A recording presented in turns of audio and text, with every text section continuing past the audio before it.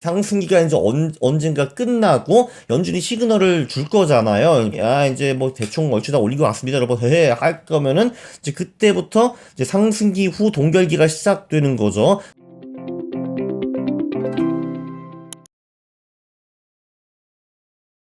예. 안녕하십니까 할러님들, 강왕국입니다. 네, 최근에 젊은이들이 이 자산에 관심이 많다라고 하더라고요. 네, 저희 PD님이 말씀하시기를 요즘 30대 남자들이 이 핫한 자산을 다 사고 판다고 하더라고요. 그게 뭔데? 라고 물어봤는데, 그게 이거라고 합니다. 미국 장기국채 TLT라고 하더라고요. 그래서 제가 그 PD님이 20대인데, 진짜요? 요즘 30대 이런 거 산다고? 진짜? 왜? 왜? 라고 했는데, 진짜 뭐 그렇다고 하더라고요. 그래? 라고 생각을 했죠. 참고로 이 미국 장기국채가 2020년부터 22년까지 45% 하락을 했습니다. 주식도 이 정도 안 떨어졌거든요. 근데 미국 장기국채가 미국이 금리를 확 올리면서 진짜 나락으로 쫙 가버렸어요.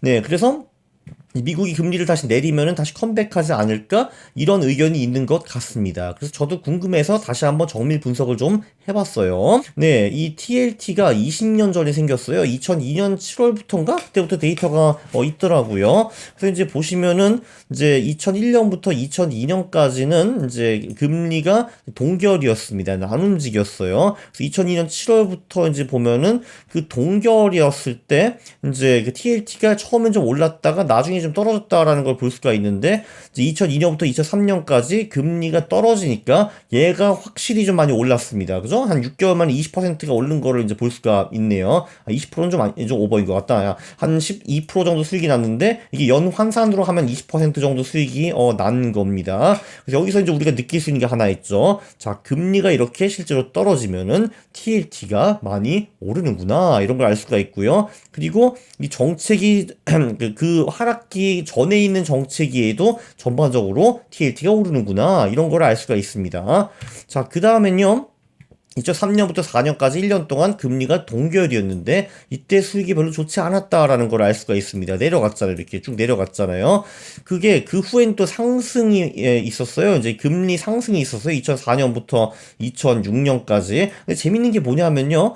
야, 금리 인상기에도 이렇게 TLT가 오를 수 있구나라는 거를 알게 되었습니다. 네, 그게 이 금리라는 게 연준이 단기 금리만 조정을 하는 거잖아요. 그리고 장기 금리는 시장에서 맞춰지는 건데, 이제 단기 금리가 올랐는데도 불구하고 장기 채권 ETF인 TLT는 가격이 올랐다는 걸 볼 수가 있습니다. 근데 계속 단기 금리가 올라가니까 한 1년 후부터 이제 꼬꾸라지기 시작했네요. 근데 어쨌든 간에 금리 인상 초반에는 TLT가 이렇게 올랐다라는 거를 볼 수 있었습니다.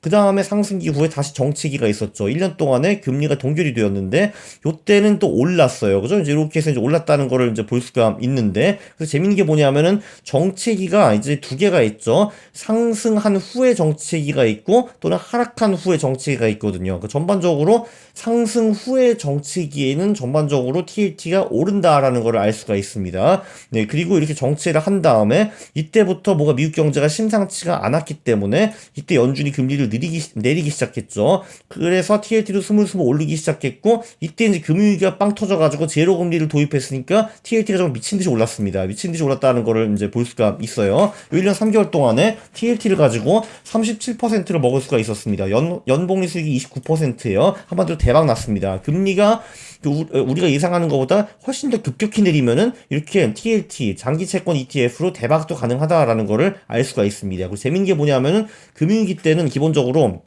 다른 자산들이 전부 다 박살이 나기 때문에 TLT가 더 재밌어지는 거죠. 그쵸? 왜냐면은 금융위기가 오면 어쩔 수 없이 금리를 확 내려야 되는데, 그때 나머지 자산들은 전부 다 망가지는데 TLT 혼자만 오른다라는 거를 볼 수 있습니다. 자, 그럼 하락기가 왔으니까 그 후에는 또 정체기가 있었죠.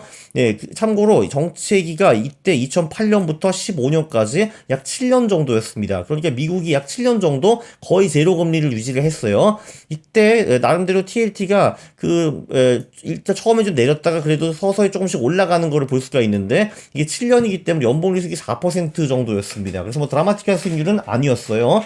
그리고 아니나 다를까 15년부터 18년까지 3년 동안 연준이 단기 금리를 올렸는데 이때는 확실히 TLT 수익이 좀 저조했는데 이때도 좀 재밌었던 게 금리 인상 초반기에는 오히려 TLT가 많이 올랐다라는 거를 볼 수가 있었습니다. 확실히 이게 좀 특이하더라고요. 이게 상승기 초반에는 TLT가 올랐다. 그리고 그 단기 금리 계속 올리니까 결국은 꾸꾸라지기 시작하기는 했습니다. 또 이제 상승기 후 정체기에는 또 보시다시피 TLT가 오른 모습을 이제 볼 수가 있고요. 네, 그리고 2019년부터 다시 이제 하락기에 접어섰다가 나중에 또 코로나가 갑자기 터지고 또 대박이 한번 났습니다. 늘 이렇게 금리가 생각보다 이제 많이 떨어질 경우에 TLT로 큰 대박을 우리가 노릴 수가 있고요. 그리고 상승기 다음 정체기부터 보통 많이 오른다라는 걸 여기서도 확인을 할 수가 있었습니다. 그래서 요때 TLT가 정말 최고로 많이 올랐어요. 코로나 때. 이때 최고로 많이 올랐고요.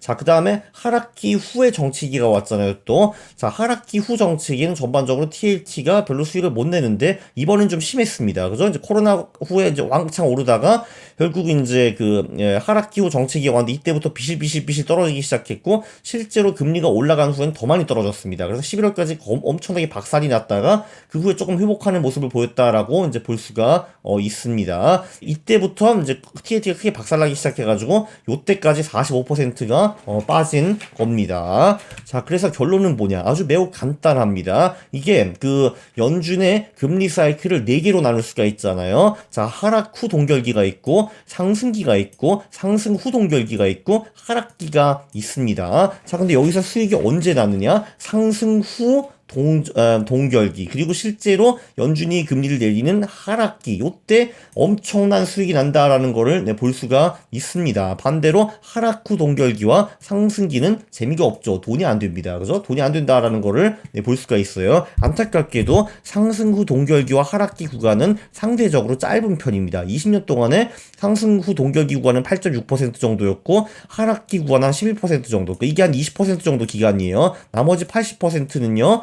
하락 후 동결기라든지 아니면 상승기라든지 둘 중에 하나였습니다. 근데 결국은 모든 수익이 거의 상승 후 동결기와 하락기에서 발생한다라는 거를 볼 수가 있어요. 총 수익률도 이게 30% 이게 90%잖아요. 그리고 하락 후 동결기와 상승기는 둘 다 합치면은 거의 플러스 마이너스 0 정도밖에 안 됩니다. 자, 그래서 우리의 결론은 무엇인가?